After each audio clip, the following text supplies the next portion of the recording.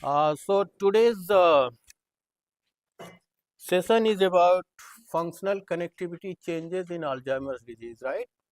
Everyone has looked at uh, uh, the schema. So what I thought I'll do is I'll provide you with the overview of Alzheimer's disease. That will hopefully set a stage for Professor Viswal's talk about functional connectivity changes in Alzheimer's disease. So before talking about Alzheimer's disease, I thought I'll briefly mention dementia because dementia is an overarching term which covers a lot of diseases, including the Alzheimer's disease. So, by definition, dementia is a chronic condition um, with impairment in memory, language, problem solving, thinking, and other abilities that are severe enough to interfere with daily activities. So you all have noticed that we all have problems with memory at times, forget somebody's name, some friend's name, or forget something or the other. Where did he put the keys in the morning, or this and that? But unless it really interferes with your daily activities, it will not be characterized as a clinical condition. It will not be characterized as dementia, right? So that's the operational trait in the sense that it has to interfere with the daily activities.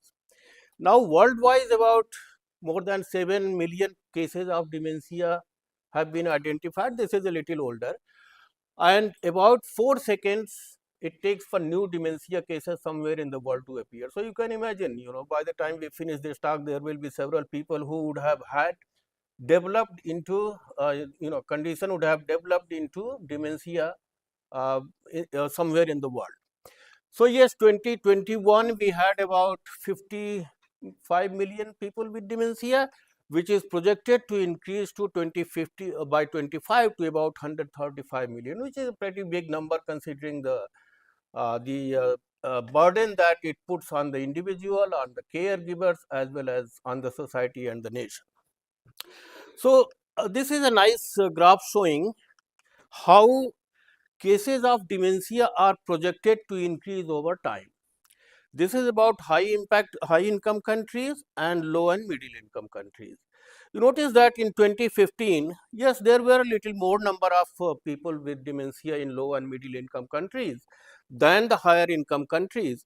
But over time, it's projected that the increase that's going to happen, the estimate is that the increase that's going to happen in dementia cases is going to happen more in the low and middle income countries than in the high income countries, right? So you can imagine that it will put additional burden, right? And low and middle income countries are less equipped to deal with this kind of conditions. And yeah, sixth leading cause of death in the US.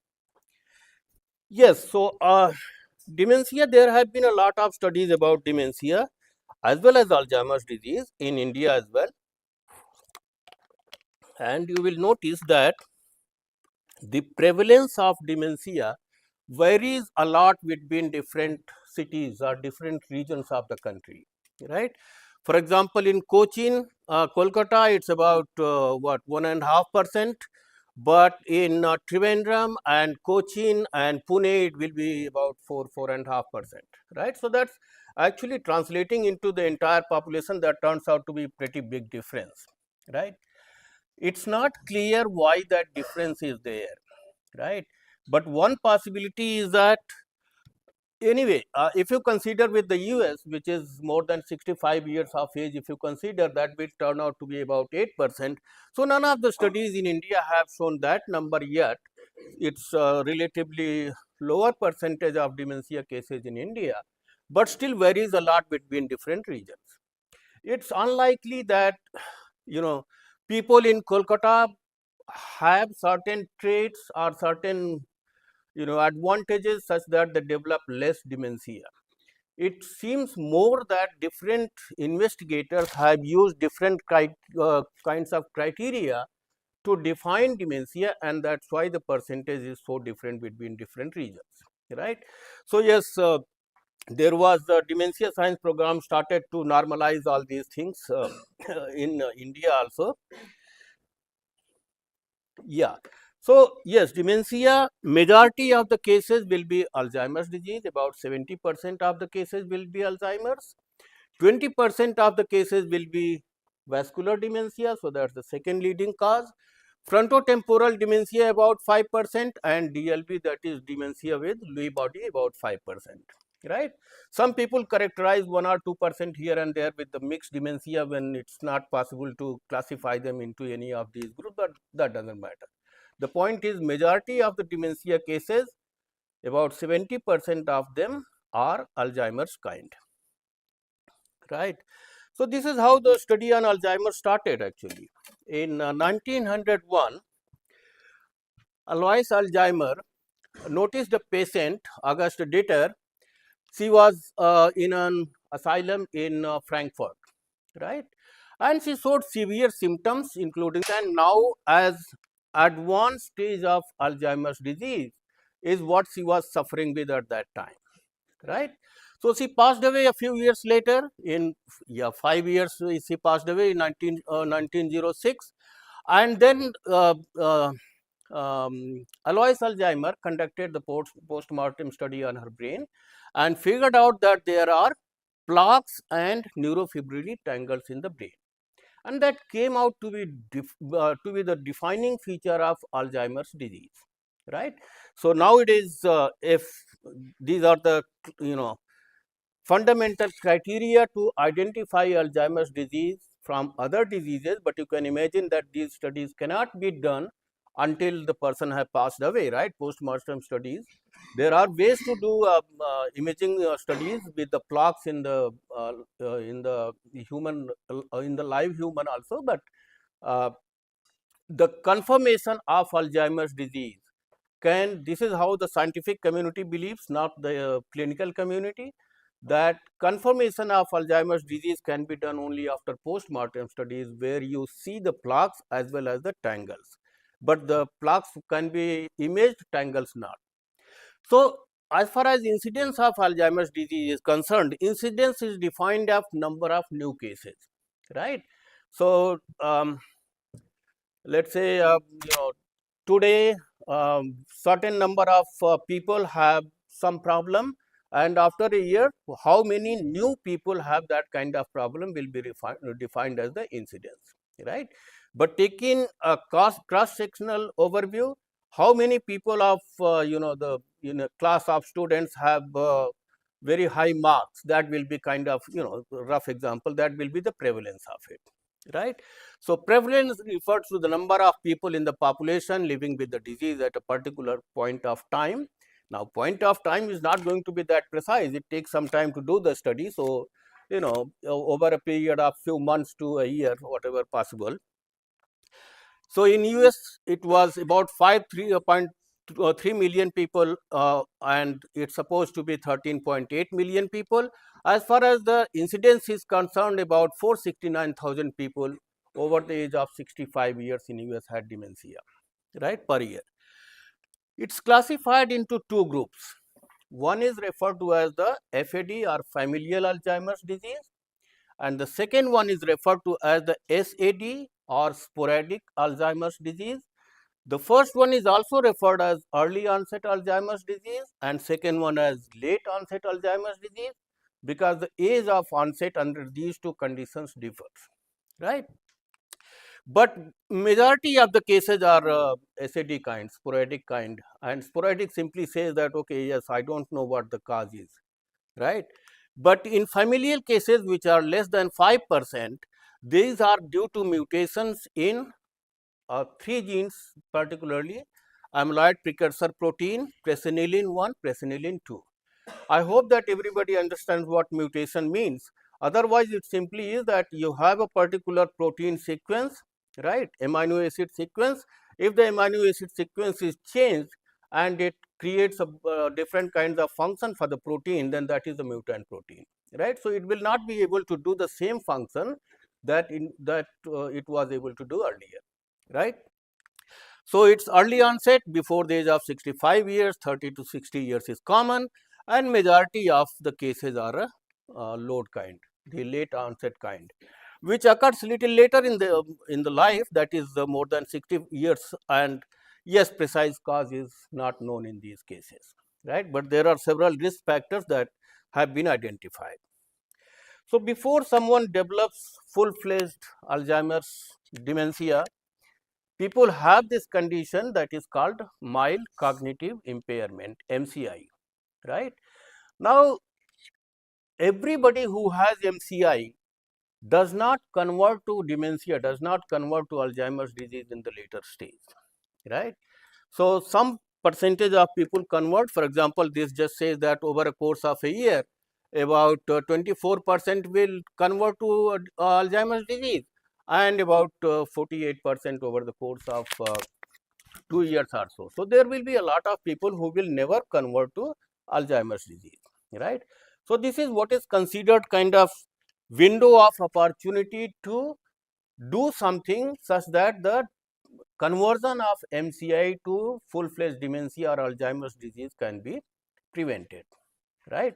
So, a lot of studies are trying to focus on this MCI period, trying to find out what kind of biomarkers might be that can predict whether a person is going to convert to Alzheimer's disease or not, right, and obviously that will be a very helpful finding. If we talk about the prevalence age wise, by about the 65 years of age, about 1% of the people have Alzheimer's disease, but by 95 years of age, about 50% of the people will have Alzheimer's disease, right. So, you can imagine that the uh, lifespan of our lifespan has increased considerably over the last few decades. So, you can imagine that more and more number of people are going to live to the advanced stage, and that is a good thing, but at the same time it is going to create a different kind of problem, that is we are going to have a lot of neurological diseases including Alzheimer's disease, right. So, yes, lot of different kinds of policies are needed to tackle this issue. Now, going to the pathology of Alzheimer's disease, as I mentioned earlier, plaques and neurofibrillary tangles. Plaques are made up of a particular protein called amyloid protein primarily. So, it is called amyloid plaques, and it is extracellular, meaning that it is present outside the cell, right. The second defining feature is presence of these neurofibrillary tangles, which are present inside the cells. So, they are intracellular, right, and they are basically hyperphosphorylated form of a particular protein called tau that is present in the neurons, right. So, yes, a lot of changes have happened in tau, and it forms kind of aggregates, and that becomes the neurofibrillary tangles, right. This is the schematic showing amyloid plaques in between cells and neurofibrillary tangles inside. This is the actual staining actually showing that yes, amyloid plaques are present outside the neurons, but this is the cell body boundary of a neuron, right. It is a kind of pyramidal neuron, so pyramidal shaped cell body. The tangles are present inside in this, right. And in severe cases, people have noticed that there is lot of neuronal loss, right. So, neurons die, right, and neurons die, that means the size of the brain is going to shrink a lot, right, because now there are less number of cells and there is increase in the ventricle. So, that is the kind of brain that we can see as compared to the healthy brain in severe Alzheimer's disease cases, right. So, that is the pathology.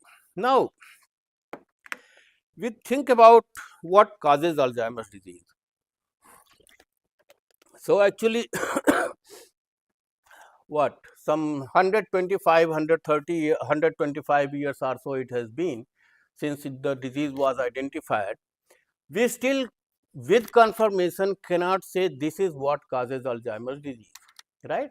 There is good idea about it, but still some people do not agree with that. But primarily there are two hypotheses. One is the cholinergic hypothesis and the second one is amyloid beta hypothesis that kind of defines how Alzheimer's disease can be caused, right.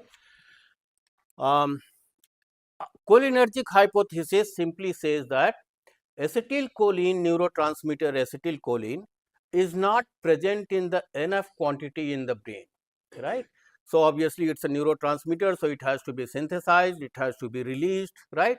So less amount of neurotransmitters you can have because of a variety of conditions. That is, there is problem with the synthesis of the enzymes that make the acetylcholine, or the release of the acetylcholine is restricted, something. But the end result is that there is less of acetylcholine in the brain than normally should be, right? And that causes the Alzheimer's disease. And there is, I must say, pretty good evidence for this as well, right, clinically. But most of the people believe, including me, that Alzheimer's disease is caused by the particular protein called amyloid beta, right? And from various studies, this is the kind of cascade of events that one has come out with, saying that these are the events that happen during Alzheimer's disease development caused by amyloid beta, right? So, mutations in presenilin 1,2 APP that we talked about earlier, that will lead to early onset Alzheimer's disease. ApoE4 is a particular protein called apolipoprotein. Don't worry too much about the name, right? It's just a protein that carries cholesterol in our body, and it exists in a few forms. If the particular form ApoE4 is there in our body, then we are susceptible to developing Alzheimer's disease, right? Trisomy, I think all of you are familiar with the Down syndrome condition, right? It's 3 chromosomes of chromosome 21 are there. So, trisomy 21 it's called, and it happens to be the it's just a situation that the particular gene that codes for amyloid beta, the precursor protein, amyloid precursor protein, is present on chromosome 21. So, you can imagine if there are 3 copies, then more of APP will be produced, right? It will be more than the 2 copies. It's simple, 1.5 times amyloid beta will be produced, and that will lead to aggregation of the amyloid beta in 2 forms: soluble oligomers and plaques. Plaques are kind of the structures that don't dissolve, right? They are kind of solidified structures. Oligomers are small molecules that can be dissolved in different kinds of solutions. So, they cause synaptic dysfunction, and synapse is the, I am sure you know, but I just emphasize again that synapse is a point of communication between neurons. So, it is a very important in the brain. So, synaptic dysfunction happens, neuroinflammation happens, and that leads to the formation of neurofibrillary tangles, right. So, according to this hypothesis, actually combined with other cases, there are certain conditions in which neurofibrillary tangles can be formed on their own, but otherwise most of the time it is thought that they are formed because of amyloid beta overproduction, right, and that will be lead to neuronal dysfunction, neuronal death, and eventually that will result in dementia, right. So, this is the amyloid cascade hypothesis that has received more support, although nobody discounts completely the cholinergic hypothesis, right. Okay, so this is how amyloid beta is produced. Remember, the plaques are made of amyloid beta. So, amyloid beta has to be overproduced in the brain, and this is how it is. There is this protein called APP, or amyloid precursor protein, right. So, this part of the protein is the one that makes the amyloid beta, right. So, if the protein is this long, this part will be the amyloid beta, right.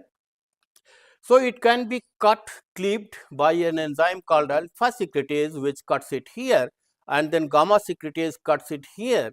So, you realize that now amyloid beta is in 2 parts, 2 separate parts, and this does not lead to plaque formation because they can't aggregate, right. But in Alzheimer's disease cases, the APP is cut by beta secretase here and gamma secretase here. So, entire amyloid beta is produced, and that's a very sticky protein. So, that's why it forms the plaques or oligomers first and then the plaques, right. So, this is how the amyloid beta is produced. In normal case, it will be this pathway that is followed, but in disease condition, it will be this pathway that is predominant, and one ends up with a lot of beta amyloid production. That, being a sticky protein, makes oligomers and then makes the plaques. So that's how. So yes, amyloid plaques and neurofibrillary tangles are the defining features of Alzheimer's disease, right? But there have been several post-mortem studies where people have noticed that some people have a lot of plaques, right? But actually they didn't have dementia when they were alive. So we are talking about post-mortem studies, right? Or there are people who have very few plaques, but they have severe dementia. In other words, there is lack of direct correlation between the amount of plaques and the severity of the disease, right? So that's when people started thinking, how is that possible? You know, if uh, plaques are the cause for the Alzheimer's disease, then having more plaque would mean severe Alzheimer's disease, but that doesn't sound to be true in at least some cases. So that's when this idea of oligomeric amyloid beta came about. And oligomer simply means you have one molecule, that's a monomer. You put quite a few of them, 10, 15, 20 of them, that becomes oligomer, right? Most of the time this will be soluble in some kind of solution, solvent. But if becomes too big, then it makes fibrils and then it's not soluble, right? So people thought that oligomeric amyloid beta, there were good indications to believe that oligomeric amyloid beta may be involved in early stages of the Alzheimer's disease, right? So people tried to detect oligomeric amyloid beta in Alzheimer's patient's brain. Yes, they found it. They found it in the animals that are used as model system for Alzheimer's disease, and they can kill the neurons. They can inhibit a form of synaptic plasticity, that is long-term potentiation, that is the synaptic mechanism of memory formation, and they by themselves can cause memory impairment also, right? So this is just I think in one or two slides I will show that nowadays it's believed, actually it has been demonstrated, that oligomeric amyloid beta can do everything, almost everything that has been thought to be associated with Alzheimer's disease. For example, change in signaling molecules, right? So when we, some hormones are there, they do particular reaction in the body, so that is the signaling event kind of. So these can impair the signaling events. They reduce the synapse number in the brain, right? And that can lead to dementia, of course, in this case. And they reduce the dendritic arborization, so that is less number of branches of dendrites will be formed. Dendrites are the receiving end of the neurons, right? So I think you are familiar with dendrite, soma and axon terminal. This is a kind of synaptic plasticity that is called long-term potentiation, and higher long-term potentiation means good memory formation, that is extrapolated to, and lower long-term potentiation LTP will mean no memory formation, right? So you will notice here that, so this is done with the hippocampal slices, because hippocampus is involved in different kinds of memories. So if you want to do this kind of study, you have to take out the hippocampus and then cut very thin sections and then do this electrophysiology kind of studies, right? But the message here is that the amyloid beta oligomers inhibit long-term potentiation, and by extrapolation they will inhibit memory formation, right? And that's the property in Alzheimer's. Actually, and they kill the cells. They kill the neurons. But the conclusive experiment with respect to amyloid beta and memory formation has come from the experiments that have just injected the oligomeric amyloid beta in the cerebral space, right? So ICV injection, right, intracerebroventricular injection. So if you do that, then the animals show long-term memory impairment with oligomers and not with others. So, that kind of conclusively established that amyloid beta oligomers are very important species that cause Alzheimer's disease, right. Plaques in the Alzheimer's disease cases can be imaged, right, and the primary imaging used to be, even now it is, that the Pittsburgh compound, which is an radioactive analog of a thioflavin T, right.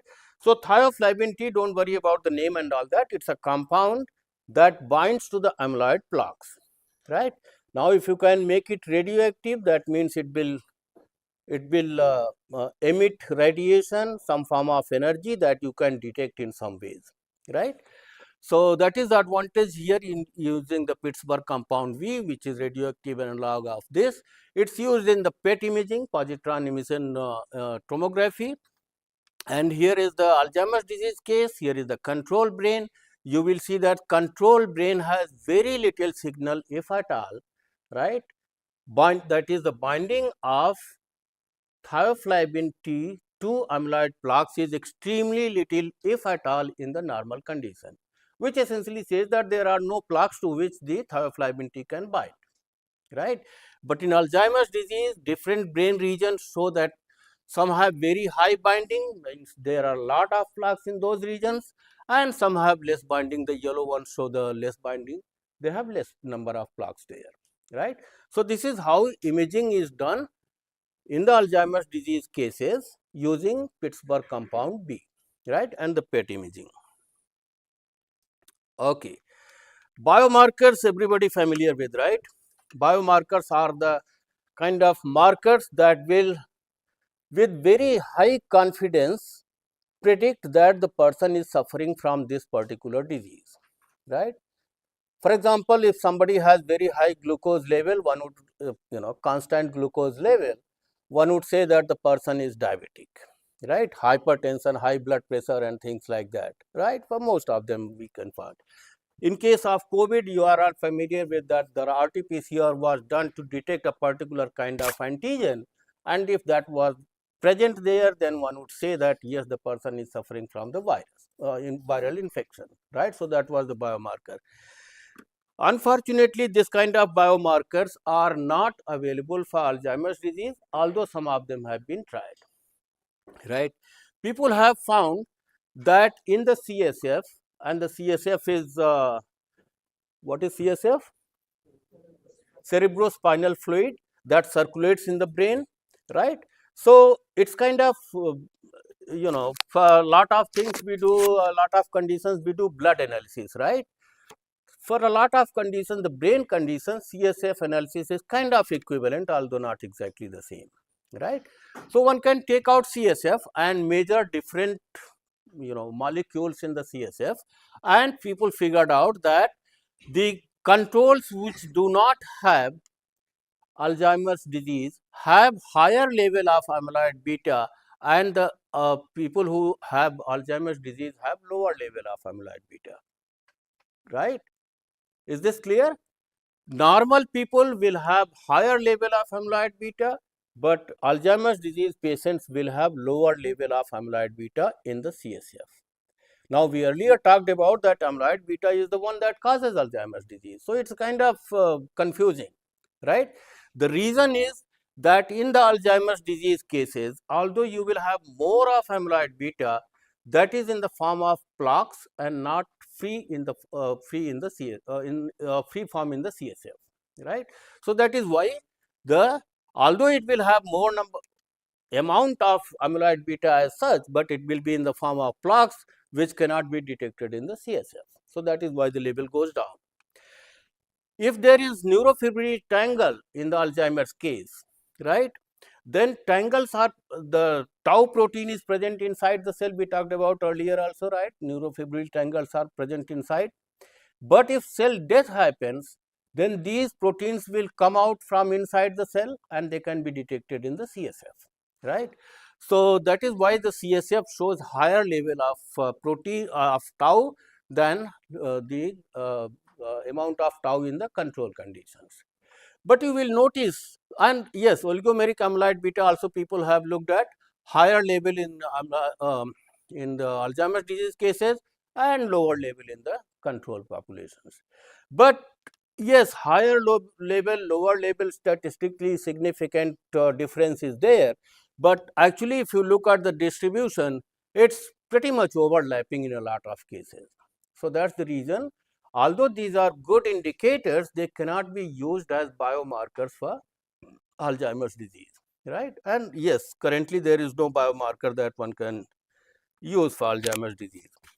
There are several risk factors for Alzheimer's disease. Age is the biggest risk factors. Anybody more than 65 years of age is at risk of developing Alzheimer's disease, right? Uh, if the person has mutations in the 3 genes that we talked about, then it will be earlier. The person will develop Alzheimer's disease earlier. ApoE4 allele. So again, ApoE4 is a particular protein that transports the cholesterol, right, for liver metabolism, and it exists in 2-3 forms. One is called ApoE epsilon 2, epsilon 3, and epsilon 4, right. If some majority of the cases, 75 to 80% of the people in the population have epsilon 3 allele, which is kind of neutral, does not confer any protection from Alzheimer's disease, does not confer any risk for Alzheimer's disease, right. But if epsilon 4 allele, that confers risk, that is, if somebody has epsilon 4 allele, then there are chances that the higher chances that the person will develop Alzheimer's disease. If there is only one copy, remember we have 2 chromosomes, pair of all the chromosomes. So one copy is present of some gene in one chromosome, and second copy is present on another chromosome, right. So if somebody has one copy of epsilon 4, then has a 6% higher chance, 2 copies 7 to 22% higher chance of developing Alzheimer's disease, right. This epsilon 2 actually turns out to be protective, right. It will prevent the development of Alzheimer's disease, but the percentage of people that have is very low, about 10% or less than 10% people have epsilon 2 allele. So it does not really matter too much. Lifestyle risk factors, hypertension, diabetes, obesity, all these have been linked to development of Alzheimer's disease in the later stages, right. And there are good reasons to correlate the hypertension, the diabetes and obesity with the development of Alzheimer's disease in the later stages, right. There is good amount of literature about it. Okay. Finally, okay, coming to the treatment, there is no treatment, right. So there is no drug that you can take and you will be free from, I mean, you means anybody who is suffering will be free from Alzheimer's disease, right. That's the unfortunate part of it.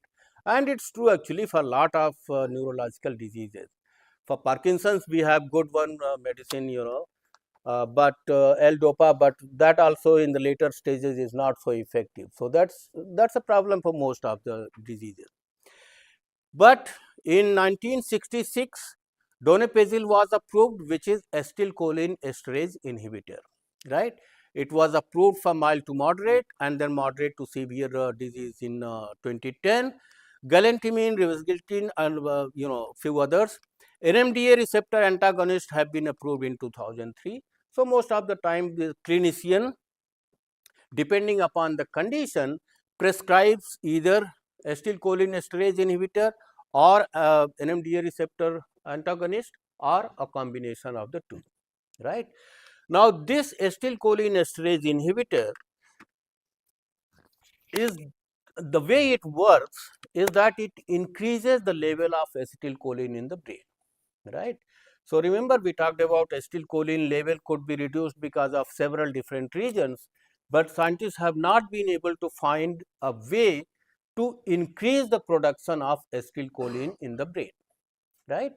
But acetylcholine and all the neurotransmitters, once they are released in the synaptic cleft, that is the space between the two neurons, there they are degraded by different kinds of enzymes. Acetylcholine is degraded by acetylcholine esterase. It's just an enzyme that degrades it, removes it, right? So simple idea was, okay, if you can inhibit that process using the acetylcholine esterase inhibitors, then you can prevent the degradation of acetylcholine, and thus you can increase the level of acetylcholine in the synapse, right? And hopefully it will be beneficial, and yes, that has been useful. But all these just you know just slow down the progression of the Alzheimer's disease. None of them prevent the Alzheimer's disease, right? NMDA receptor antagonist, it's a kind of particular kind of glutamate receptor, and glutamate is the primary excitatory neurotransmitter in our brain, right? So this is one kind of glutamate receptor. Inhibition of this is helpful in case of Alzheimer's disease, right?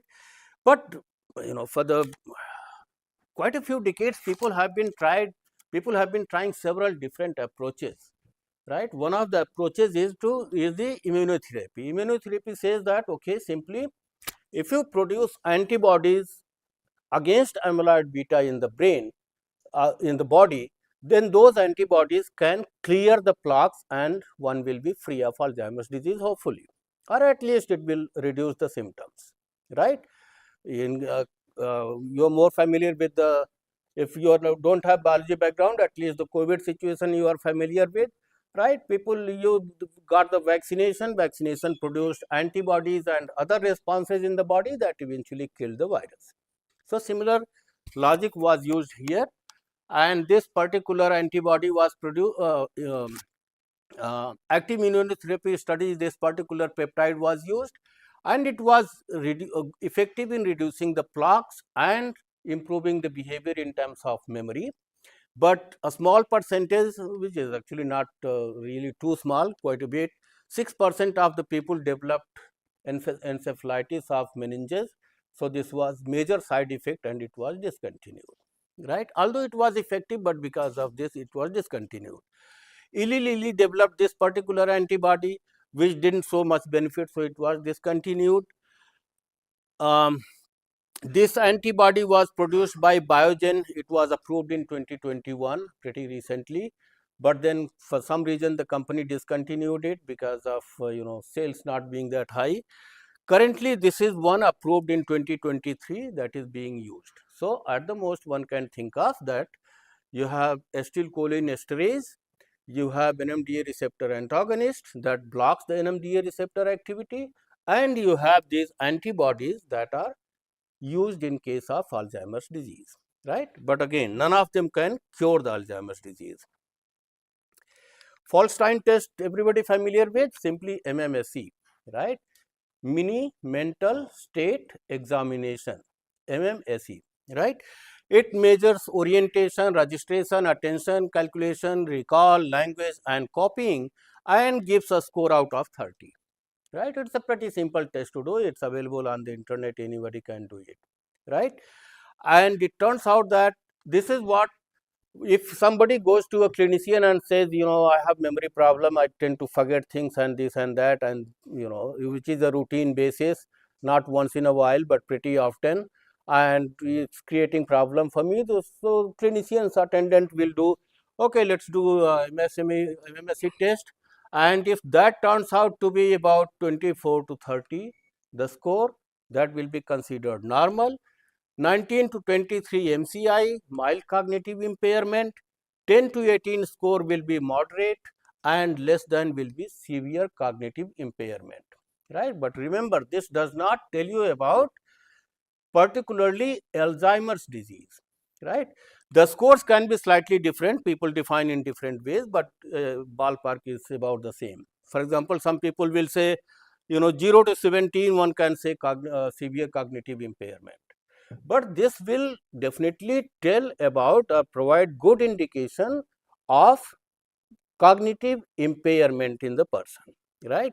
Once that is confirmed, then clinicians use several different kinds of investigations to figure out whether it's Alzheimer's disease, whether it's vascular dementia, whether it's frontotemporal or something else, right? and then the treatment accordingly goes. So, at NBRC, we did quite a bit of work with Alzheimer's disease using animal model system, right? And I thought I'll just show 2 slides about it. One is that this particular peptide.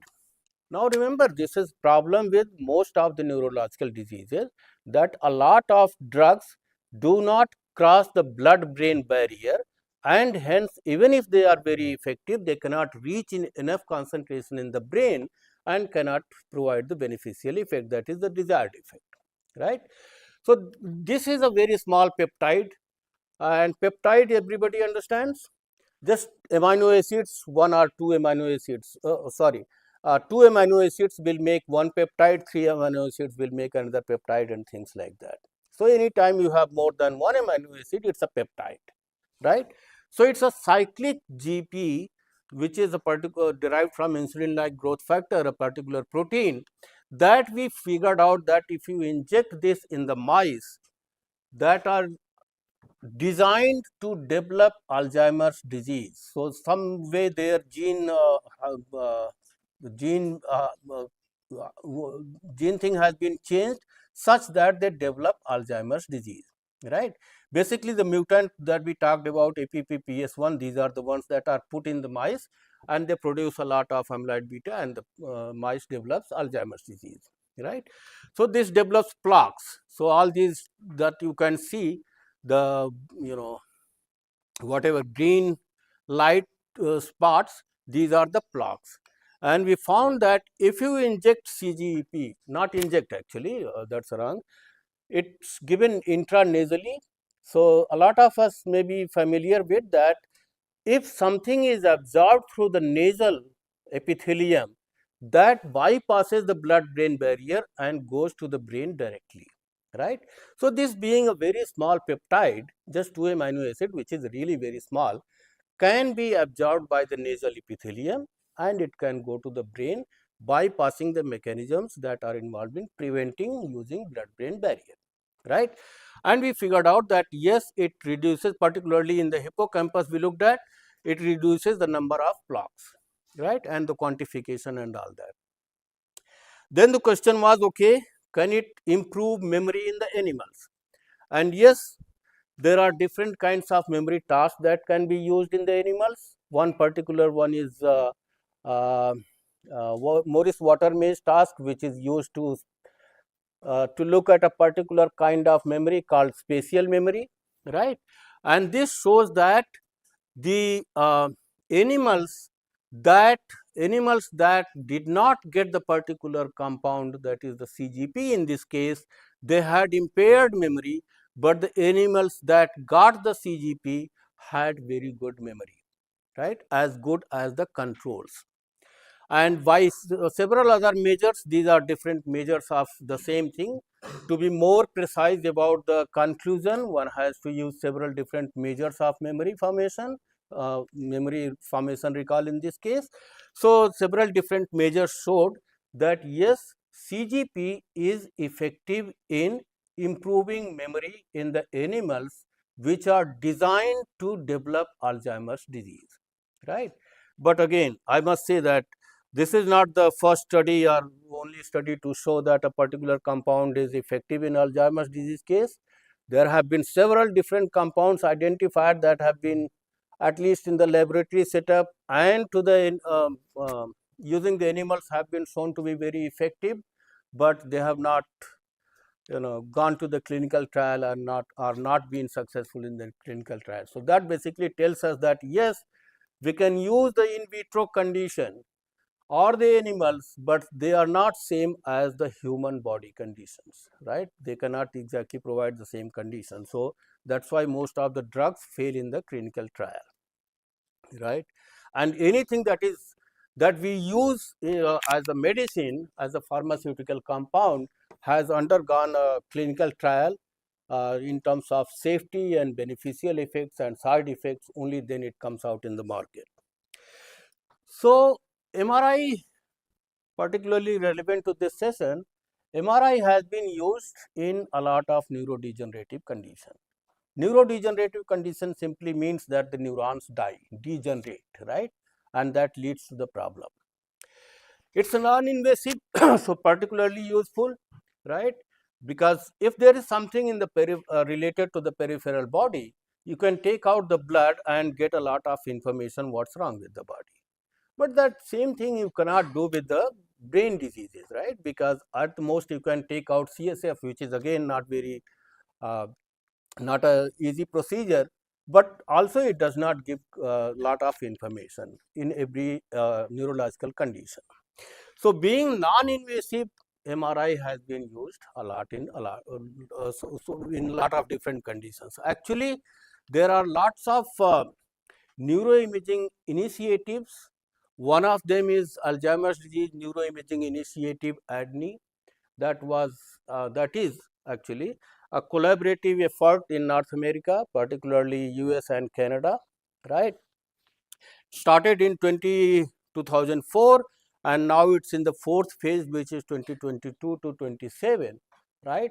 So, they have collected resting state MRI data and clinical data, as well as a lot of biological fluids, for example, the blood as well as the CSF, and one can do several different kinds of analyses with those samples, right.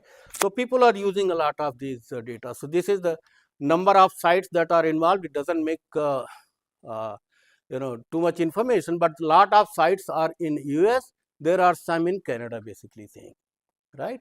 Similarly, so they are looking at the default mode network of ventral, posterior, anterior, dorsal and ventral. They are kind of basically looking at the connectivity between and within the neuronal networks, right. Similar kind of connectivity that has been studied in case of hallucinatory neurodegenerative patients. There is, in some cases there is increase in the connectivity, in some cases there is decrease in the connectivity, and between regions the connectivity is increased or decreased influence under the particular condition. So, that is the kind of studies people are doing, and Professor Biswal will talk about more. There are several others initiative, Australian, European, Japanese and Chinese, right. India also has started this kind of initiative to understand the development of dementia, particular focus on Alzheimer's disease. And with this, I would like to end by one recommendation, that if hopefully you have read this paper, if not, you should read this paper, right. It is a very comprehensive review article, right, by Professor Biswal, that gives you a lot of information, actually as much as you need, about resting state MRI, what it means in terms of connectivity, how it was discovered and what the future holds, right. And with this, I would like to thank you for your attention, and we can either take the questions now or after Professor Biswal's talk, whichever way, fine.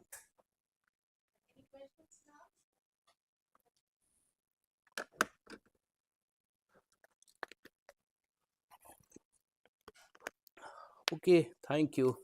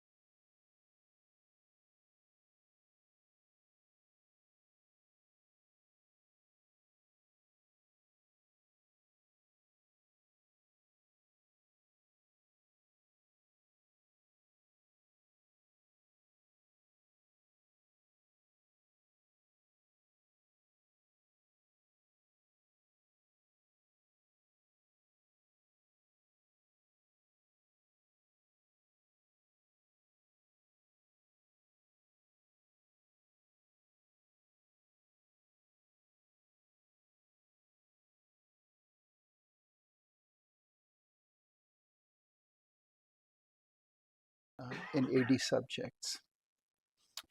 And as Dr. Shivkumar mentioned, there are several initiatives of data collection involving MRI and PET, but I will be using mostly MRI, right, based on what we have covered so far. So first, I would like to cover some structural differences, then functional, and then looking at network abnormalities, right? So this is how different resting state network, the location of the networks, and their functions, right? And so you have default mode, which is in the posterior cingulate, precuneus, medial frontal, lateral temporal, and these are associated with task negative, cognitive, and social processing, right? And then we have a series like visual network would be obviously a vision, auditory, hearing, and so on. And this is a paper that was recently published by Armindo and Zaharchuk. The title was Clinical Applications of Resting State Network. And this is like they had interviewed, or there was a survey done from 68 clinicians, and where they had rated, right? Like if they rated 1 to 2, then um, like resting state is easy to acquire. So maybe while about half said it's very easy to acquire, maybe 1/3 said not at all. Maybe depending on, whether the subject should have their eyes open or eyes closed. Actually, this is what I was very surprised. Oh, never mind. Resting state is difficult to analyze. More than half agreed that, like how we analyze what question to ask. Um, that, but some of the other questions they agreed, right? So the point is there is still some work to be done to make this technique to be useful in clinics, right? So this is one of the earlier paper where they had looked at structural abnormalities, mostly in the gray matter volume between AD versus control, right? Then mild versus AD and moderate versus mild AD, and showing different regions which seems to get affected from the gray matter volume point of view. Basically, it says that in early stages, marked cortical atrophy was detected in the medial temporal and posterior cingulate retrosplenial cortex, together with less pronounced reduction in the orbitofrontal cortex. Also, there was progression from incipient to mild was associated with widespread and marked gray matter loss, affecting broad areas in the lateral temporal cortex, dorsoparietal, and frontal cortex. Then in terms of cortical thickness, in AD, there were subjects with AD displayed decreased cortical thickness in the bilateral parahippocampal gyra, left posterior cingulate gyrus, bilateral orbitofrontal cortex, sensory motor area, and temporal lobe. Right?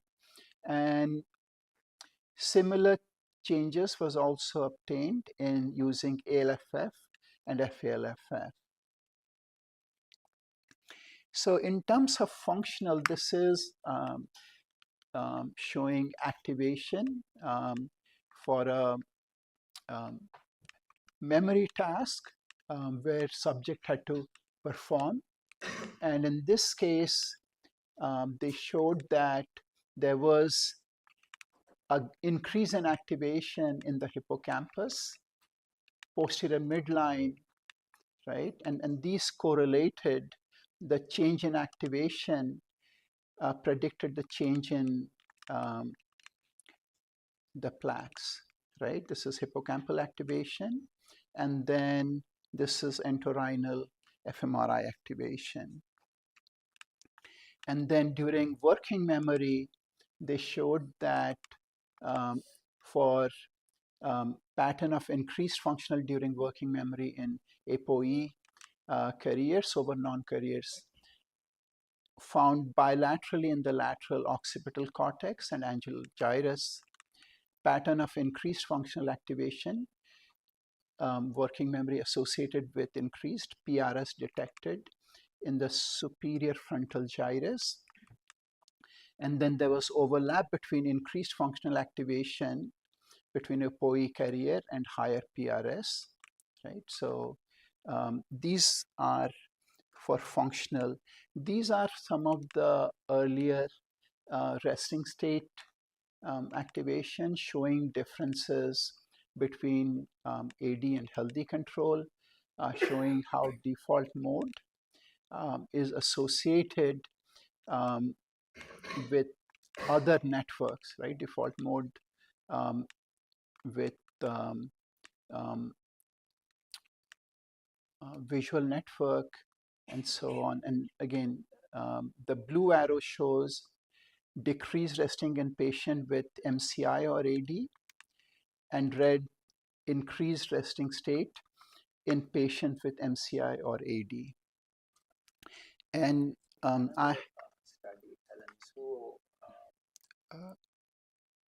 so in this study, there was the study done by Helen Suo, where they wanted to see differences not just between Alzheimer's and healthy control. They wanted to see differences between different neurodegenerative disorder, Alzheimer's, frontotemporal dementia, and 3 other neurodegenerative disorder. And the point here was that in these studies, they showed that using resting state connectivity analysis, you had both specificity as well as sensitivity to differentiate not only between neurodegenerative disorders and healthy control, but also between Alzheimer's versus frontotemporal dementia versus semantic dementia and so on. So it can be used to differentiate between different neurodegenerative disorders. This is showing differences between in ALFF and FALFF in AD subjects.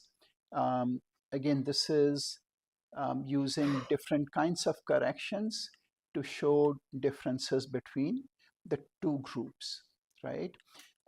We had covered REHO earlier, and REHO is a localized measure of connectivity, while other ones are on a voxel-wise measure.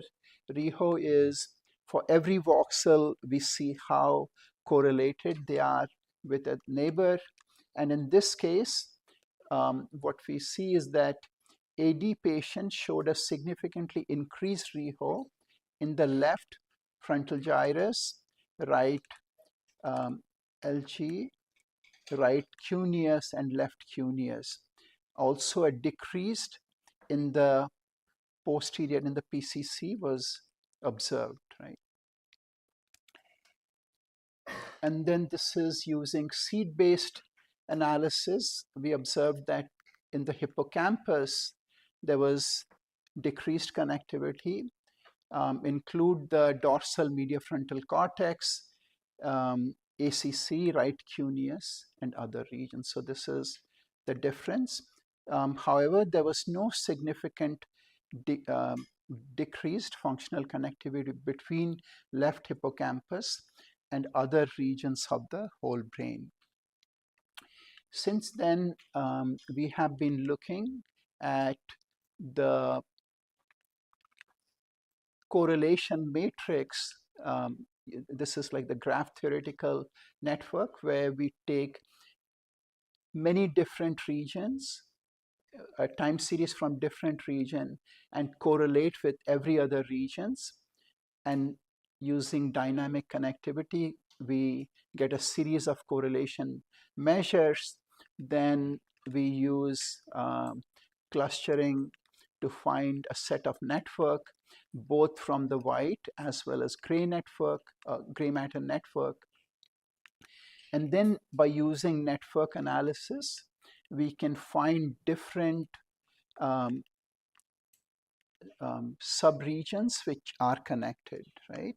And this shows, using graph theory, that there is a difference between um, healthy control, MCI, and AD subject.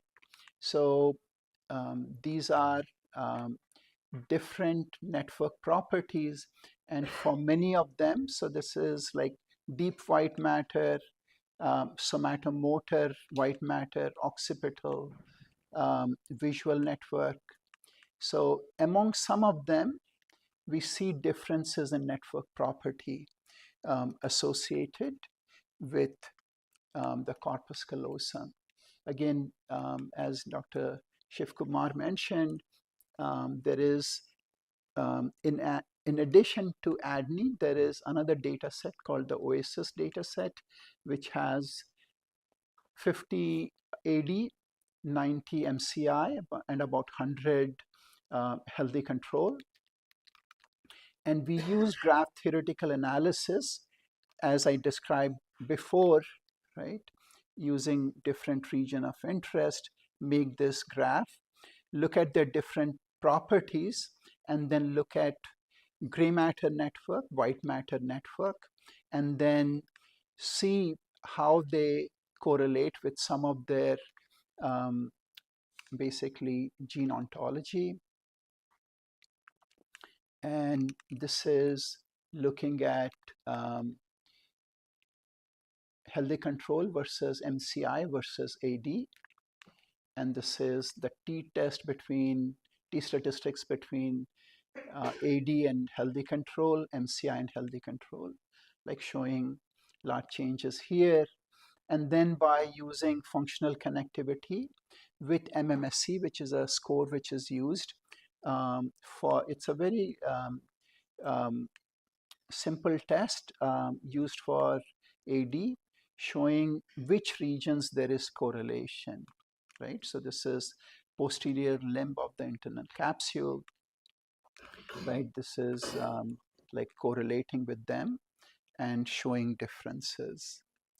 And again, we are trying to look at the genes and then trying to look at these different measures of connectivity and see if we have, finally, again, using these kind of network properties like clustering coefficient, global efficiency, local efficiency, we can look at the differences in the distribution between AD versus healthy control, and basically see which, like, how is the distribution between different one. And the hope is that as we try to get more information, we can also use additional tests which can perhaps find more specific measures. And while just gray matter measures may not be enough, perhaps using in conjunction with white matter, we can find significant difference, which can help us better make prediction about Alzheimer's subject. I think that is all I have. Thank you so much.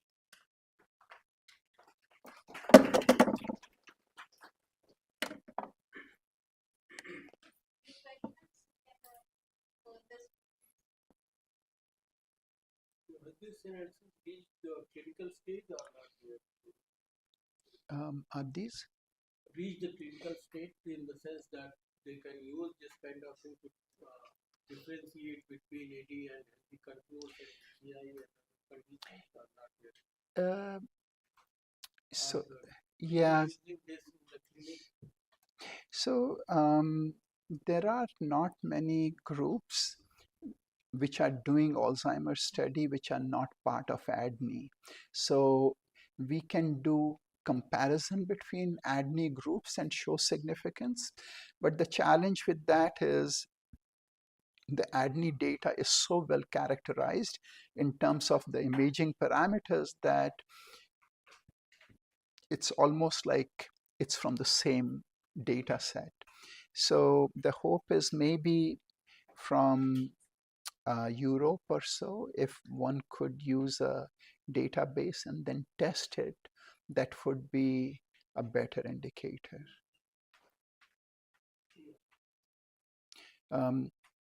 Yes, also maybe the other one I think you alluded to is that the ADNI data also has longitudinal information. So many of these subjects have been scanned multiple times.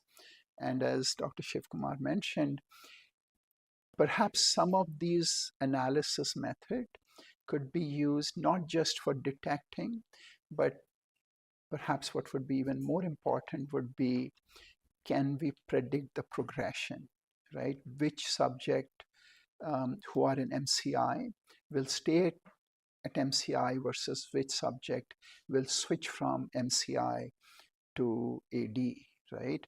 And while age is a big predictor, could there be other predictor like, do they have someone in their family who has Alzheimer's, or could there be some kind of intervention that could be used?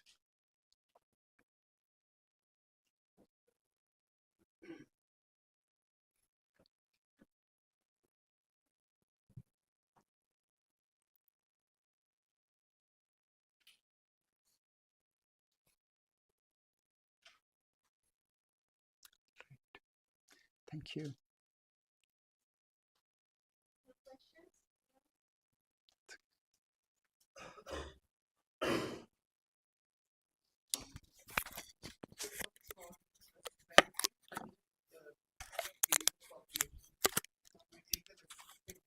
Right.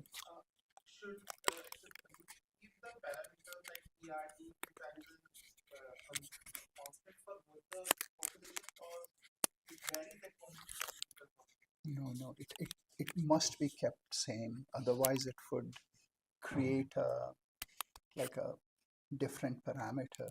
Like the images would look different between the two groups. And the not just that, maybe the signal to noise ratio that you would get in the fMRI signal would be different between the two groups.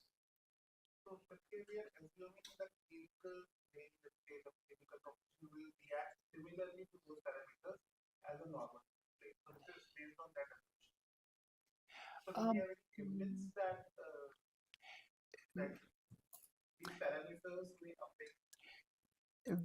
I understand what you're saying, but uh, setting the same imaging parameters, I'm not.